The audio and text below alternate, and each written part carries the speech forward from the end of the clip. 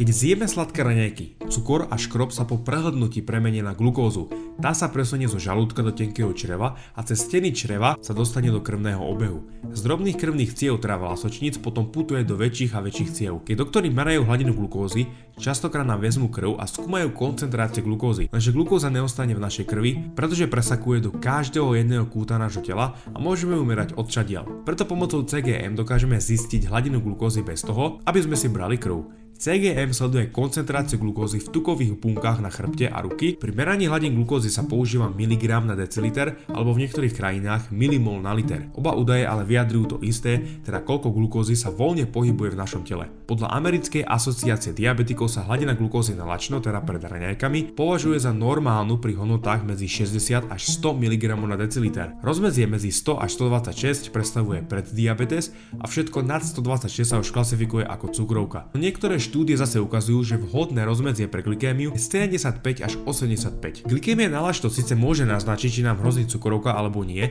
no nemali by sme sa upínať iba na to. Aj pri optimálnej rannej hodnote môže hladina glukózy cez deň veľmi kolísať. AAD tvrdí, že hladina glukózy by nemala presiahnuť hodnotu 140 mg na deciliter po jedle, no takáto normálna hladina vôbec nie je optimálna. Výskumy na zdravej populácii prezradili, že by sme sa mali vyhnúť nárastu glukózy o viac ako 30 mg na deciliter po jedle. Ideálne je sa cez deň vyhnúť skokom bez ohľadu na glykémiu na lačno, pretože dlhodobé kolísanie hladiny nám spôsobuje vážne problémy. Keď budeš mať časté výkyvy glykémie, postupom času ako budeš starší, ti bude vzrastať aj glykémia na lačno a to je presne ten stav, kedy máš potom na lačno pri zmeraní vysoké hladiny glukózy. Lenže potom už môže byť neskoro. Ak teda túto glukózovú krivku dáme trošku dokopy a sploštíme ju, vyhneme sa skokom, znížime tým pádom aj jej kolísavosť. Čím je nižšia, tak tým budeme zdravší. Treba ale povedať, že niektoré skoky glukózy sú oveľa horšie ako iné. Ukážeme si to na týchto dvoch grafoch. Dorutu a zemiaku. Glukózový skok zo sladkého jedla, teraz dorutu, je škodlivejší ako skok zo škrobového jedla, teraz zo zemiaku.